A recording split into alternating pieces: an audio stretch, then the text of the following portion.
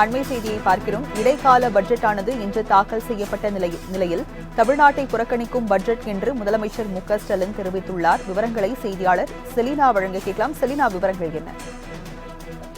அதாவது மத்திய அரசு இன்று நிதிநிலை அறிக்கை தாக்கல் செய்திருக்கக்கூடிய நிலையில் தற்பொழுது திமுக தலைவரும் தமிழக முதலமைச்சருமான மு.க.ஸ்டாலின் தனது அறிக்கை ஒன்றை வெளியிட்டிருக்கிறார். அதில் குறிப்பாக ஒன்றிய இடைக்கால பட்ஜெட் என்பது தமிழ்நாட்டை புறக்கணிக்கும் இல்லா நிலை பட்ஜெட் என்று சுட்டிக்காட்டி தற்பொழுது இந்த அறிக்கை ஒன்றை வெளியிட்டிருக்கிறார். அதில் குறிப்பாக இரண்டாவது முறையாக ஆட்சிக்கு வந்தும் 10 ஆண்டு காலம் ஆட்சி செய்தும் சொல்லிக்கொள்ள முடியாத அளவிற்கு எந்த சாதனையும் செய்யாத பாஜக அரசு ஆட்சி காலத்தை முடித்துக் கொண்டு விடைபெற இருக்கக்கூடிய இந்த நேரத்தில் இடைக்கால நிதிநிலை அறிக்கையை தாக்கல் செய்திருக்கிறது என்றும் எடை போட்டு பார்க்க முடியாத அளவிற்கு வெற்று அறிக்கையை தான் தாக்கல் செய்திருக்கிறார் நிதித்துறை அமைச்சர் நிர்மலா சீதாராமன் எனவும் கடந்த கால சாதனை இந்த நிதிநிலை அறிக்கையில் சொல்லவில்லை எனவும் நிகழ்ந்த கால பிரச்சனையும் எந்த தீர்வும் காண போவது இல்லை என்றும் எதிர்கால பயணிகளுக்கும் எந்த உத்தரவாதமும் தராமல் இந்த பட்ஜெட் இருப்பதாகவும் தெரிவித்திருக்கிறார். மொத்தத்தில் ஏதுமற்ற அறிக்கையை வாசித்திருக்கிறார் நிதிநிலை அறிக்கை என்று தெரிவித்திருக்கக்கூடிய நிலையில் ஆட்சி காலம் முடிய போகின்ற இந்த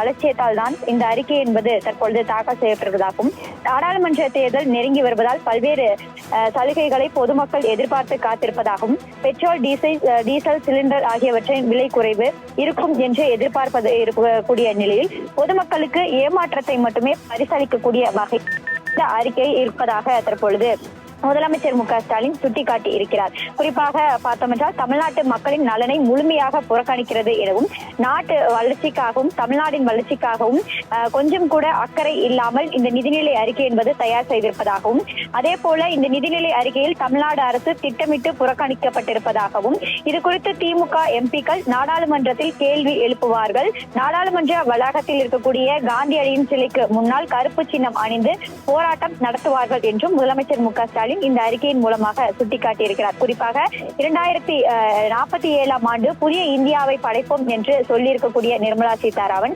2017 ஆண்டு முதலாக படிக்கப்பட்ட அந்த நிதிநிலை அறிக்கையும் அதே போல 2019, 2024 ஆகிய இந்த புதிய இந்தியாவை புறக்கணிக்கவே இல்லை என்றும் 2047 ஆண்டு இந்த புதிய இந்தியாவை பிறக்க வைக்கப் போவதாக தற்பொழுது தெரிவித்திருப்பது என்பது நகைச்சுவையாக இருக்கக்கூடிய ஒன்று என்றும் புதிய இந்தியாவை இந்தியா கூட்டணி மூலமாக நிச்சயமாக உருவாக்கப்படும் என்றும் முதலமைச்சர் மு.க.ஸ்டாலின் இந்த அறிக்கையின் மூலமாக சுட்டிக்காட்டியிருக்கிறார்.